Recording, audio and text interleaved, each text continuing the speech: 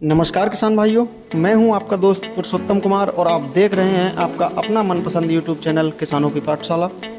किसान भाइयों, आज की इस वीडियो में हम बात करेंगे सरसों की बुवाई का सही समय कौन सा रहता है और सरसों की बुवाई के समय कौन कौन से खाद की कितनी कितनी मात्रा आपको देनी चाहिए, क्योंकि सरसों की बुवाई प्रारंभ हो चुकी है।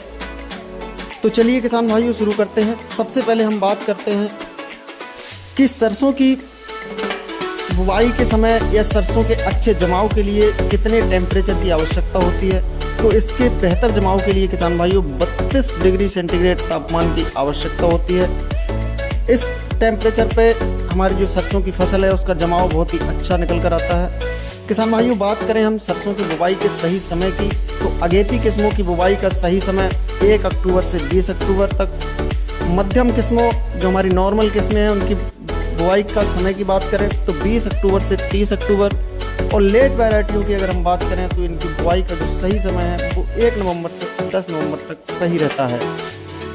सरसों की बीज की मात्रा की अगर हम बात करें तो इसकी 1 से 1.5 किलो मात्रा प्रति एकड़ तक पर्याप्त रहती है। अगर आप अगेती बुवाई कर रहे हैं तो 1 किलोग्राम मात्रा पर्याप्त रहती है। वहीं अगर आप सरसों की लेट बिजाई कर रहे हैं तो इसके लिए 1.5 किलोग्राम मात्रा आपको लेनी होगी।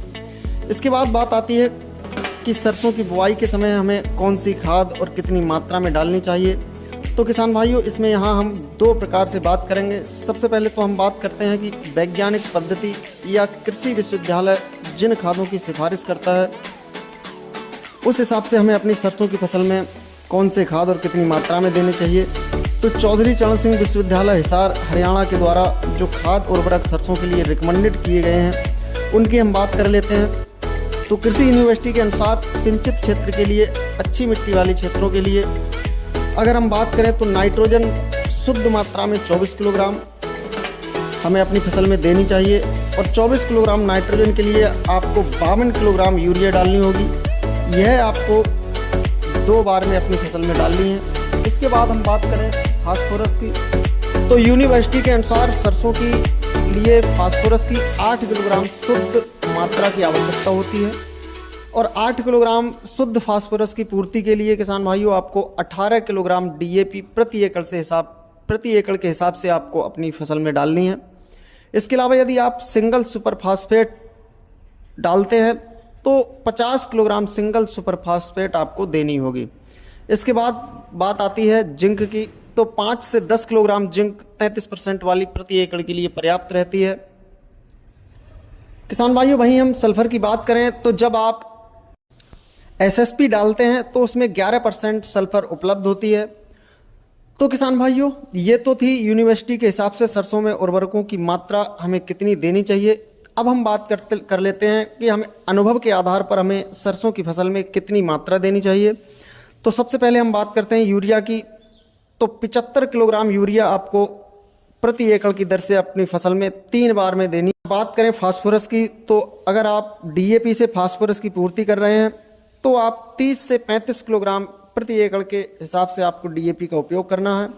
वहीं अगर आप फास्फोरस की पूर्ति एसएसपी से करना चाहते हैं तो आप 75 किलोग्राम एसएसपी आपको अपनी 1 एकड़ खेत में डालनी चाहिए। बात करें सल्फर की, तो बेंटोनाइट सल्फर बुवाई के समय 5 से 10 किलोग्राम प्रति एकड़ के हिसाब से आपको अपनी फसल में डालनी है। उसके बाद खड़ी फसल में पहली या दूसरी यूरिया के साथ आप 3 किलोग्राम प्रति एकड़ के हिसाब से WDG सल्फर का उपयोग अपनी सरसों की फसल में करें, क्योंकि सल्फर सरसों की फसल में बहुत ही अच्छा काम करती है। यदि हम बात करें पोटास की, तो 15 से 20 किलोग्राम पोटास प्रति एकड़ के हिसाब से आपको अपनी फसल में डालनी है। जिंक की वहीं अगर हम बात करें तो 5 किलोग्राम जिंक सल्फेट 33% वाली आप 1 एकड़ खेत में डाल सकते हैं। तो इस प्रकार से किसान भाइयों आप अपनी फसल में इन सभी खादों की मात्रा डाल सकते हैं। किसान भाइयों, अगर आपको जानकारी कैसी लगी कमेंट बॉक्स में ज़रूर बताएं। साथ ही अगर जानकारी पसंद आई हो तो वीडियो को लाइक एवं शेयर ज़रूर करें।